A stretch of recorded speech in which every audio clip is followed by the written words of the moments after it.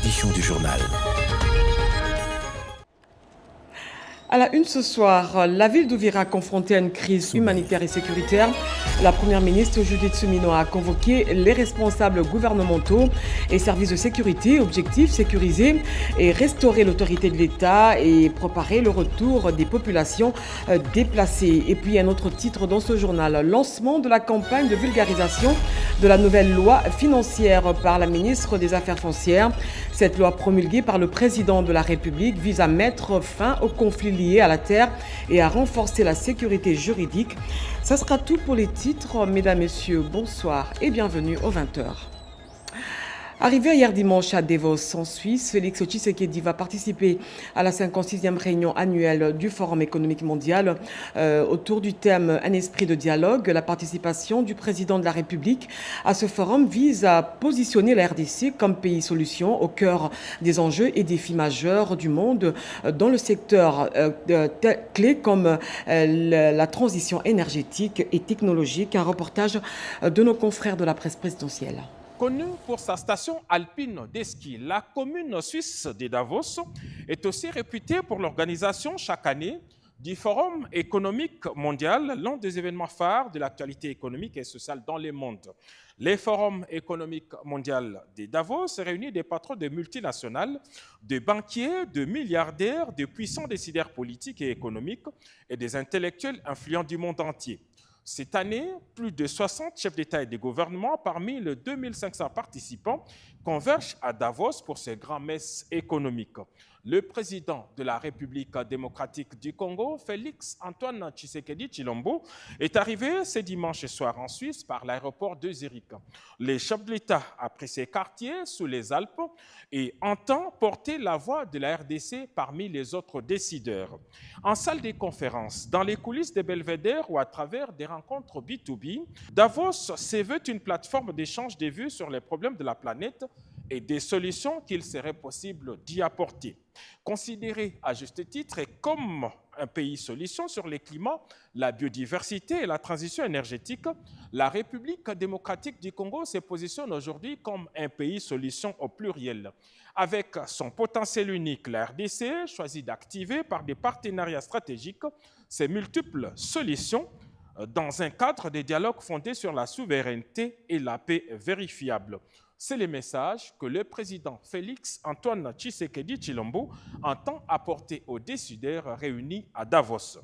La prise de parole du président Félix Antoine Tshisekedi Tshilombo est donc très attendue ici à Davos autour de multiples solutions dont dispose effectivement son pays. Pour le président de la République, il y a de la place pour tout le monde, mais à une condition: travailler avec la République démocratique du Congo dans la transparence et dans le respect de ses intérêts stratégiques. Je l'ai dit au sommaire, la situation demeure préoccupante à Ouvira, au sud Kivu, face à l'urgence humanitaire et sécuritaire. La première ministre Judith Suminwa a réuni ce lundi les responsables clés et des services de sécurité pour coordonner une réponse rapide visant à sécuriser la ville et faciliter le retour des déplacés. Un reportage d'Emmanuela Commissaire et Joe Koukou. Ouvira, au cœur des priorités nationales. Face à la dégradation de la situation sécuritaire et humanitaire à Ouvira au sud Kivu, la première ministre Judith Suminwa a présidé ce lundi à Kinshasa une réunion d'urgence de haut niveau consacrée à la coordination de la réponse humanitaire, sécuritaire et judiciaire de l'État. Autour de la chef du gouvernement, plusieurs membres de l'exécutif, les services de sécurité, la direction générale des migrations et des experts humanitaires. Objectif, rétablir l'autorité de l'État, sécuriser la ville et protéger les populations civiles. Écoutez, normalement, aujourd'hui, c'est un jour férié, mais parce que nous sommes dans l'urgence et que les impératifs de l'État s'imposent. Et donc, nous avons eu l'occasion, avec les différentes parties prenantes, notamment ceux de la DGM, parce qu'il y a plus de 260 000 compatriotes qui sont, par exemple, au Burundi, qui doivent retourner. Il faut s'assurer que le service aux frontières sont rapidement rétablis. Il faut aussi s'assurer, c'est ce qui justifie la présence des experts du ministère des Affaires sociales ou encore du ministère de l'Intérieur, pour s'assurer que ces populations qui doivent revenir, ils reviennent dans quelles conditions? Parce que des maisons ont été occupées, des maisons ont été détruites. Il est donc important que ce travail préalable puisse être fait avant que l'autorisation ne puisse être accordée pour qu'ils reviennent. Selon le gouvernement, la priorité reste la réinstallation effective des services publics après la sécurisation de Vira par les FARDC et la police nationale.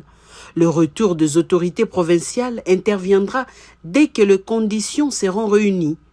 La question ici, c'était d'abord l'urgence évidemment de la population, comment on s'assure de son retour. On a pu non pas seulement parler de ces questions des populations, donc la situation humanitaire, mais on a aussi fait le tour de la question sécuritaire parce que il suffit pas de dire qu'ils se retirent, mais il suffit de s'assurer que les services de l'État sont pleinement réinstallés et cette réinstallation ne peut se faire que de manière progressive parce que nous savons que la ville est restée infiltrée, nous connaissons le plan, avec ces discours stigmatisants envers la communauté Banyamulenge. 267 000 Congolais sont réfugiés au Burundi et en Tanzanie.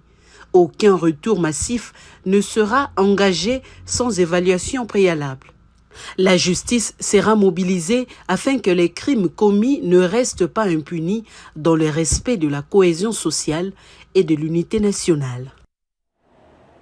Et puis la finale de la Coupe d'Afrique des Nations 2025 s'est achevée en prolongation sur le sacre du Sénégal face au Maroc, pays hôte de la compétition. Les Lions de la Teranga ont battu dans une finale à rebondissement les Lions de l'Atlas du Maroc par 1-0. Cédric Kenina revient sur les temps forts de cette rencontre. Du suspense, de l'engagement, de l'électricité dans l'air, la finale de la CAN au Maroc a tenu toutes ses promesses d'un duel au sommet. 90 minutes d'une finale mouvementée jusqu'aux arrêts de jeu quand le Maroc obtient un penalty qui n'a pas enchanté du reste. Les Lions de la Teranga qui sont sortis de la pelouse en signe de protestation. Une dizaine de minutes d'interruption et le penalty a été finalement raté par Brahim Diaz. Les Sénégalais repartent alors avec de bien meilleures intentions pour punir les Lions de l'Atlas. Et c'est ce qui arriva sur une frappe lointaine de Pape Gueye qui a nettoyé la lucarne du portier marocain Bounou. Un match sous tension qui a vu finalement les Sénégal sur le toit de l'Afrique. Les champions d'Afrique. Champions d'Afrique. La police de circulation routière de Kinshasa a été renforcée pour juguler les embouteillages dans la capitale. Une unité spéciale mise en place par l'hôtel de ville de Kinshasa et la police nationale a été présentée ce lundi lors d'une parade au stade de Martyrs, nous dit Gustave Chimbundu. La présentation de l'unité spéciale chargée d'appuyer les policiers de circulation routière dans la lutte contre les embouteillages à Kinshasa, c'est l'objectif de la parade tenue ce lundi 19 janvier au stade de Martyrs. Le commissaire provincial de la PNC ville de Kinshasa, Israël Kantou Bakoulou, a indiqué les objectifs consignés à cette unité.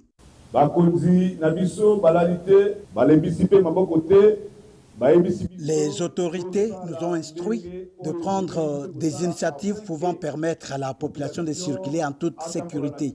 La police travaille 24 heures sur 24. Nous n'avons pas créé une nouvelle unité pour compléter ou remplacer une autre. Ce sont des éléments mis à part pour venir à la rescousse, protéger et appuyer la PCR. Celle-ci n'a pas pu tenir pour bien assurer la circulation routière. En vue de remédier à cette faiblesse, nous avons apporté à travers cette unité du sang nouveau pour les secours afin qu'ils rentrent dans les droits chemins.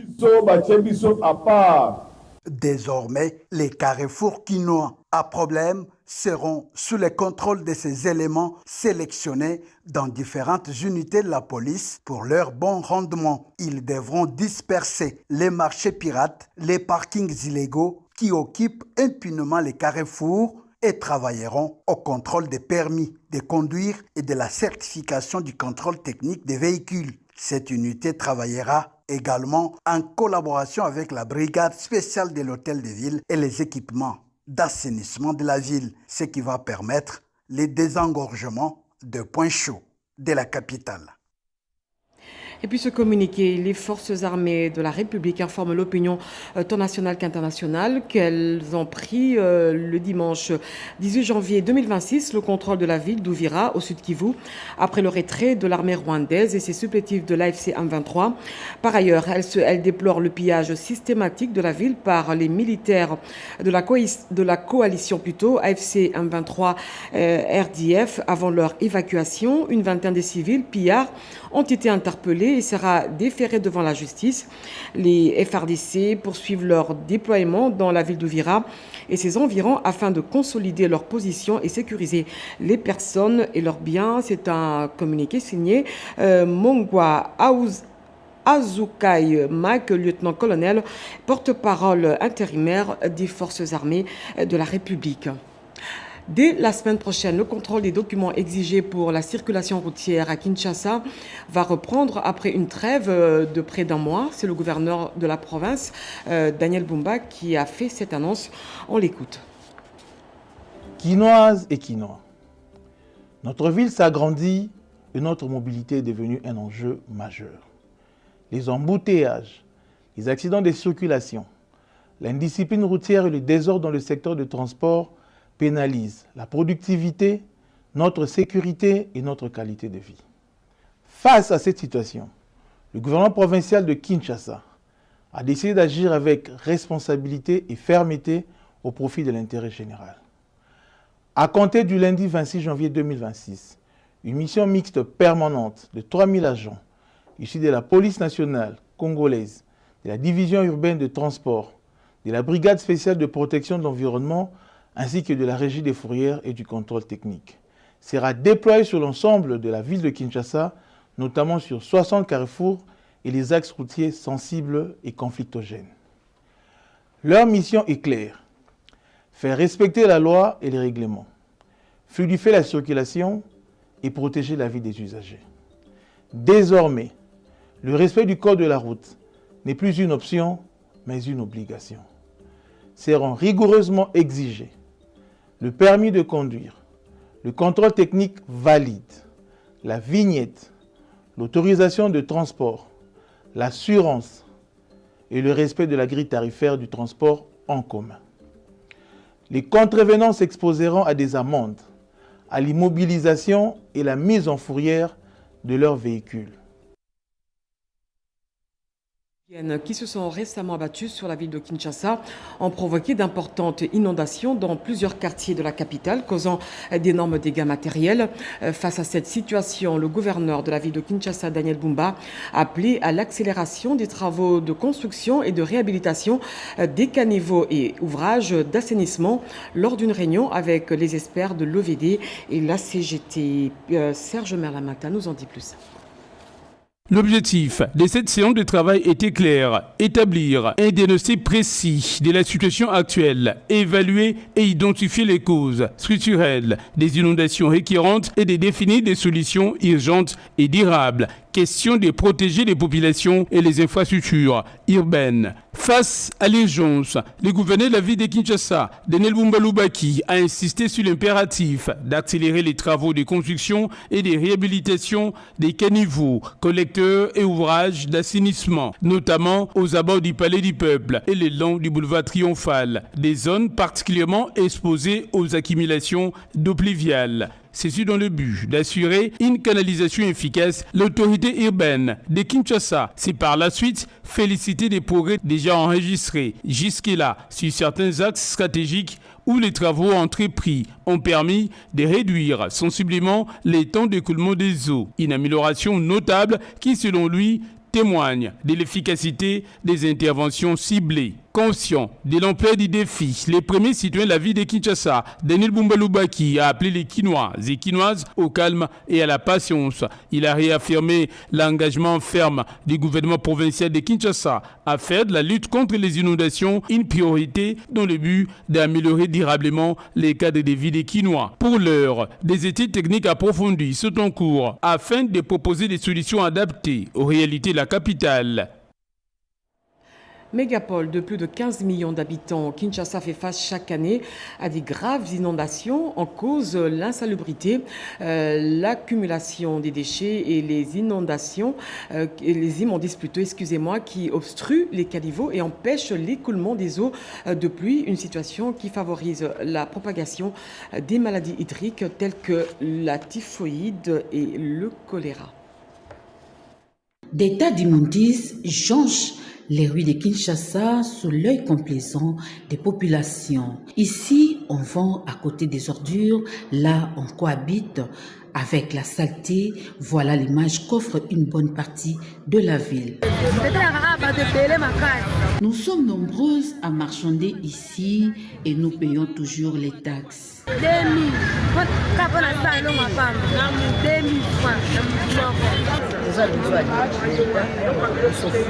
Nous demandons aux autorités d'évacuer ces ordures car ceci est à la base de plusieurs maladies.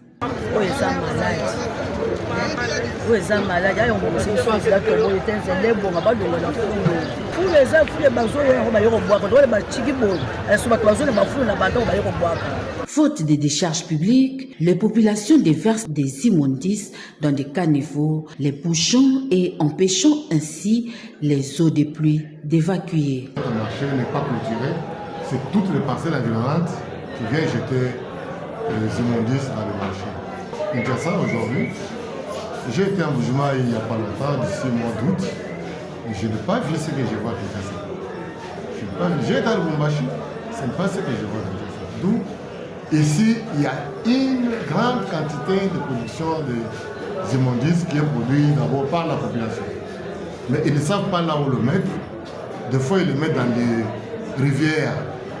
Vous verrez avec quelqu'un avec une moto qui a des 3 pneus, qui vient là, qui s'arrête, qui commence à jeter les immondices dans les rivières. Donc quand la pluie vient, ça déborde. C'est ça aussi le problème. Parce qu'il n'y a pas les endroits appropriés pour jeter les immondices. En matière de salubrité, Kinshasa peut beaucoup apprendre de la cité d'Nkamba. Les responsabilités sont partagées.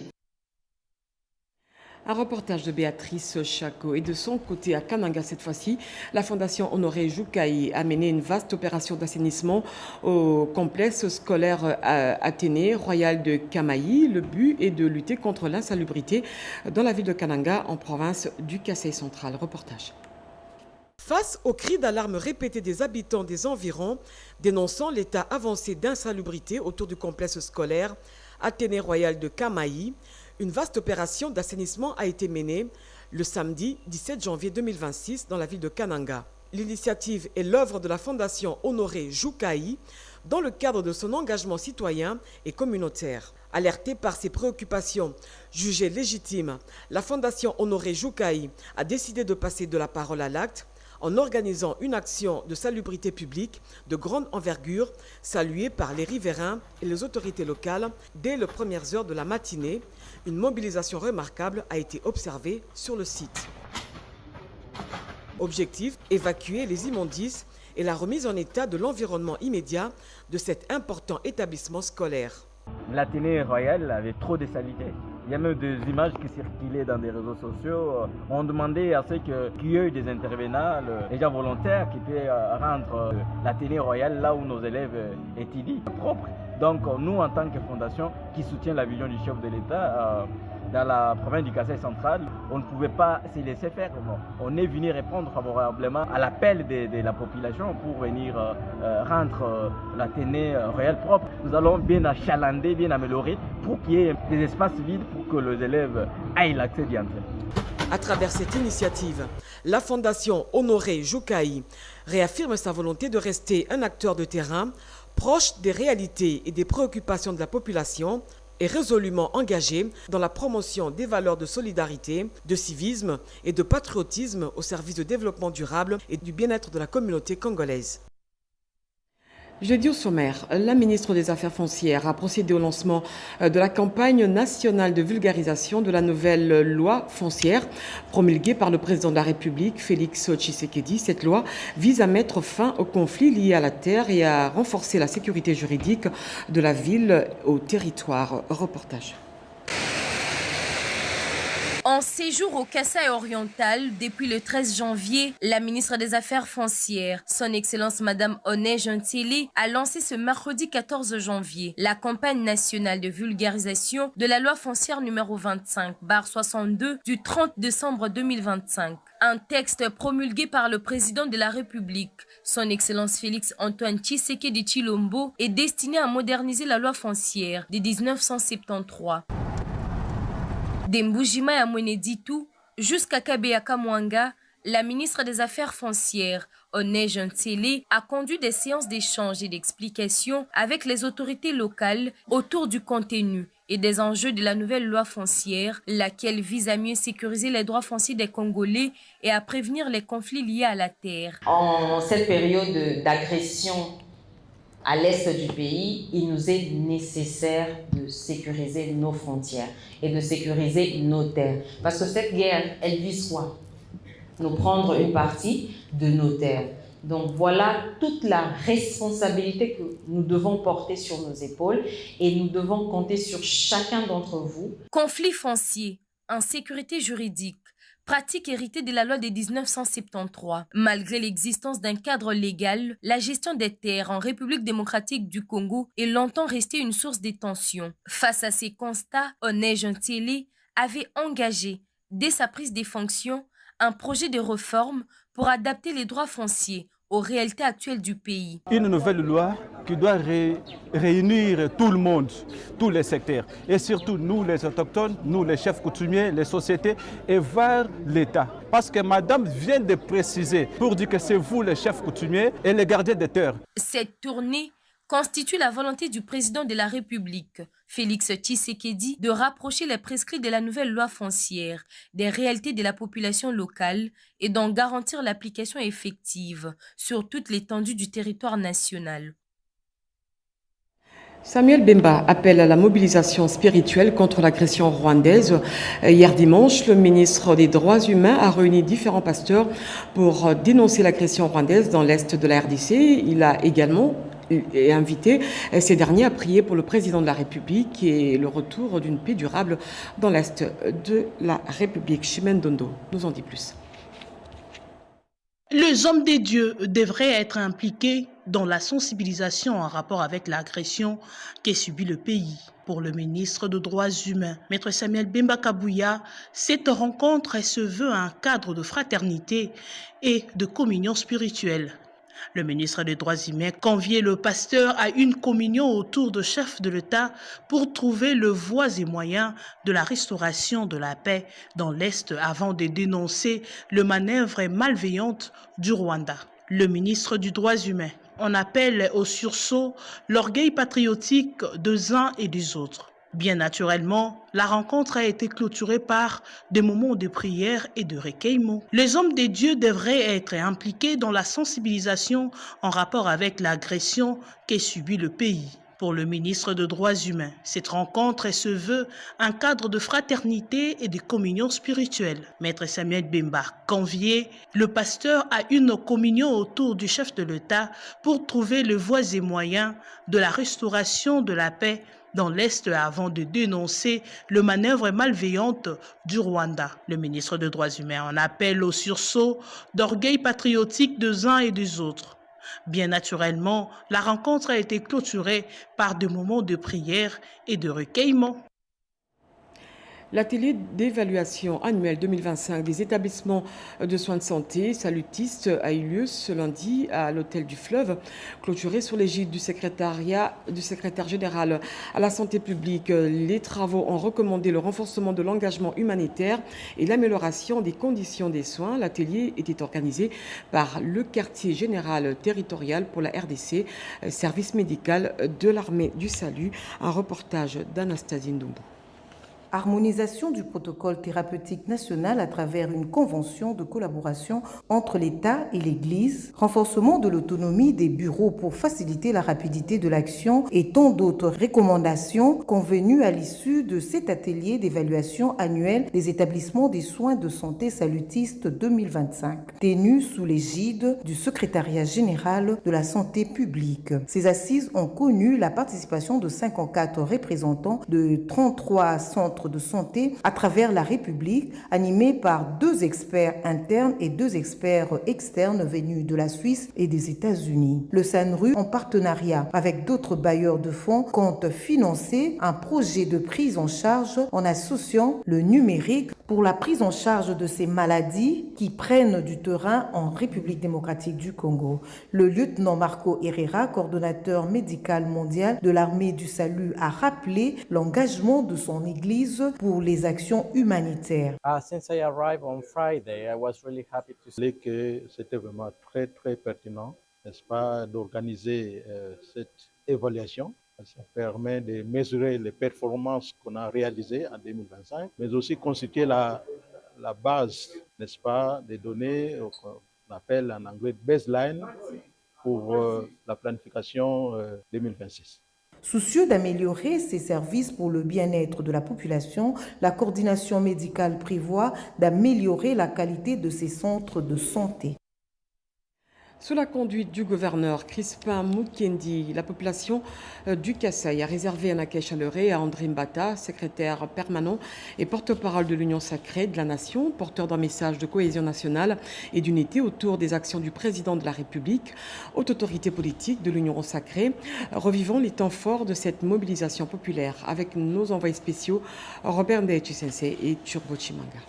Chikapa, chef-lieu de la province du Kasaï, écrit une belle page d'histoire politique en réservant un accueil historique au secrétaire permanent de l'Union sacrée de la Nation, le professeur André Mbata Betokome Somango et sa délégation composée du vice-ministre Théo Kazadi, des députés nationaux et sénateurs qui accompagnent le secrétaire permanent de l'Union sacrée de la Nation pour les débuts de sa tournée de redynamisation de l'Union sacrée lui confiée par la haute autorité politique Félix Antoine Tshisekedi Tshilombo. L'aéroport de Chikapa a refoulé du monde. Les partis et regroupements politiques, membres de l'Union sacrée de la Nation, ont répondu présents à l'appel du gouverneur Crispin Mukendi pour réserver au secrétaire permanent un accueil qui fera date. Il faut avoir du muscle pour se frayer un chemin. Le temps s'est donc arrêté à Chikapa ce dimanche 18 janvier 2026. Un accueil qui symbolise la reprise en main de toutes les structures de l'Union sacrée de la Nation, mais aussi la réaffirmation de la ligne politique édictée par Félix Antoine Tshisekedi Tshilombo, président de la République et haute autorité politique de l'Union sacrée de la Nation. À la tribune, devant une impressionnante foule surexcitée, le gouverneur de province Crispin Mukendi n'a pas sa langue en poche. Il transmet fidèlement les inquiétudes de la population, mais remercie aussi le président de la République pour le début de certains projets à Chikapa et interpelle par la même occasion les gouvernements souminois pour les programmes de 145 territoires. André Mbata est ému de cette mobilisation hors du commun et remercie la population pour cet accueil. La ville de Chikapa a été transformée ce dimanche en un véritable carrefour de joie et de ferveur patriotique. Meeting terminé, démarre une longue procession reliant l'aéroport de Chikapa à la résidence du gouverneur. Tout le long du parcours, la population brandit les drapeaux et banderoles des partis politiques, exprimant ainsi leur soutien inconditionnel au chef de l'État, président de la République et haute autorité politique de l'Union sacrée de la Nation. Une marée humaine hors du commun. Nous tenons à remercier vivement la population de Kasaï pour cet accueil qui nous a été chaleureux. Et en fait, ce n'est pas à nous.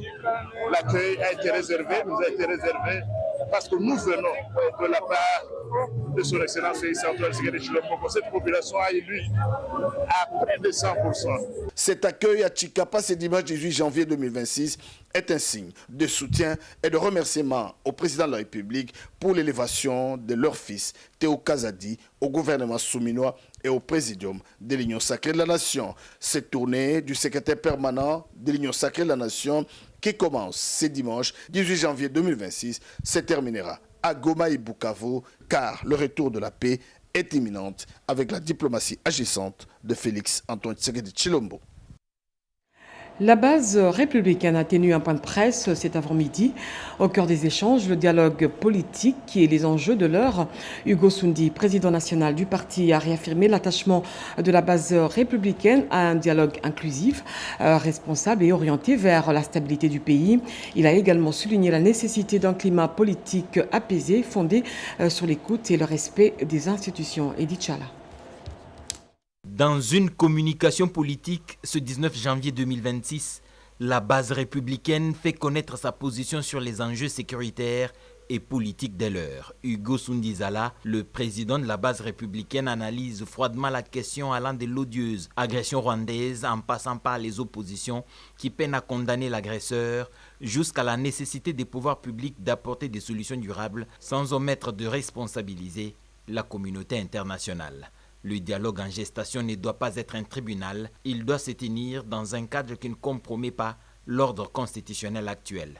Des recommandations sont multiples au cours de cette communication politique, mais Hugo Sundizala et la base républicaine pensent que le dialogue sérieux devrait avoir à l'ordre du jour la question de la Constitution.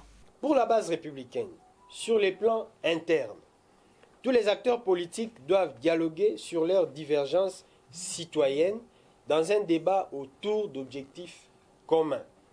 À ce jour, les débats sur la Constitution offrent les cadres les plus cohérents, permettant de tenir un dialogue républicain afin de baliser le chemin de la cohésion nationale, même si ces débats sur la Constitution semblent être un sujet interdit depuis un moment.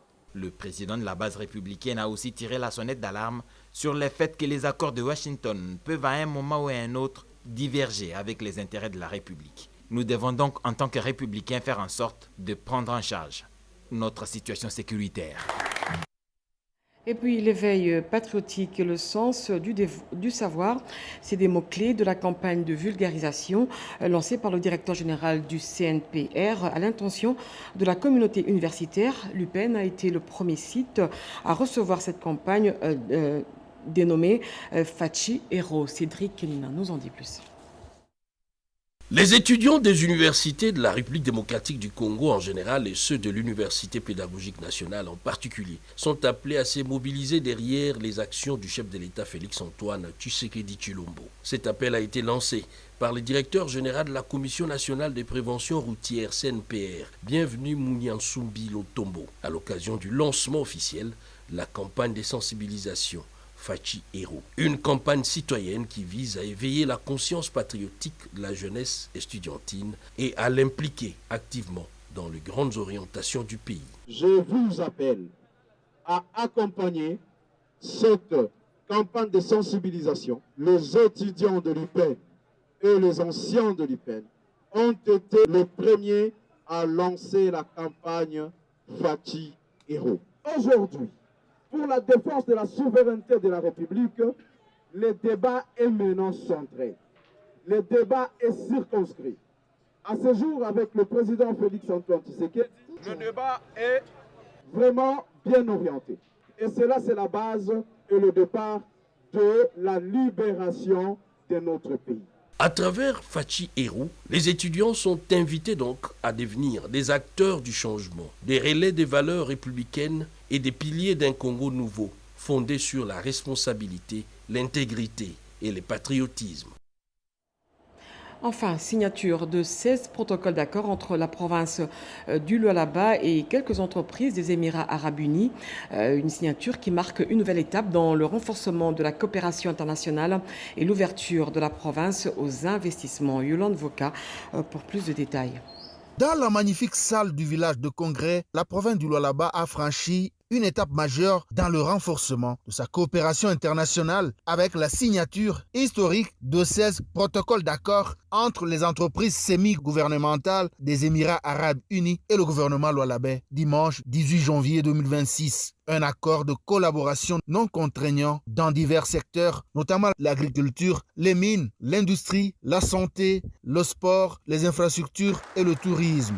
La cérémonie solennelle s'est déroulée dans une cordialité, symbole d'un partenariat tourné vers l'avenir. Cet accord concerne plusieurs secteurs clés susceptibles de contribuer de manière significative au développement socio-économique du Lualaba, province stratégique de la RDC, sous le leadership du président de la République, Félix-Antoine Tshisekedi Tshilombo. La gouverneure Marie-Thérèse Masuka Saini a salué la confiance placée par les partenaires émiratis dans le potentiel du Lualaba. Elle a souligné que la signature de ces protocoles constitue un signal fort de renforcement et de stabilisation du climat des affaires tout en ouvrant une nouvelle ère de coopération mutuellement bénéfique entre les deux peuples. Elle n'a pas caché sa gratitude envers son Altesse royale Cheikh Mansour bin Zayed Al Nahyan, l'émir d'Abu Dhabi et vice-président des Émirats arabes unis, d'avoir envoyé cette délégation. Le ministre émirati du commerce extérieur, le Dr Bin Ahmed, a exprimé sa reconnaissance aux autorités provinciales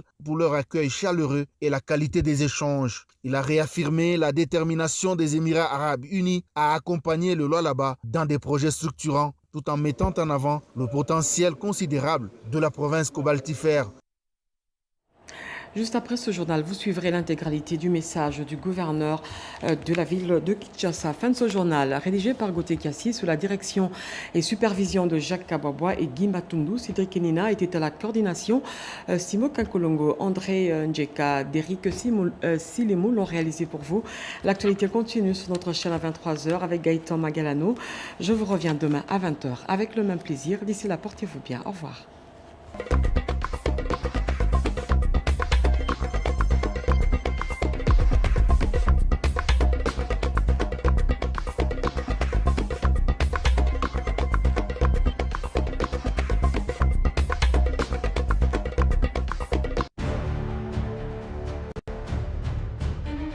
En RDC, le sol appartient à l'État et l'État concède des terres. La concession et les contrats par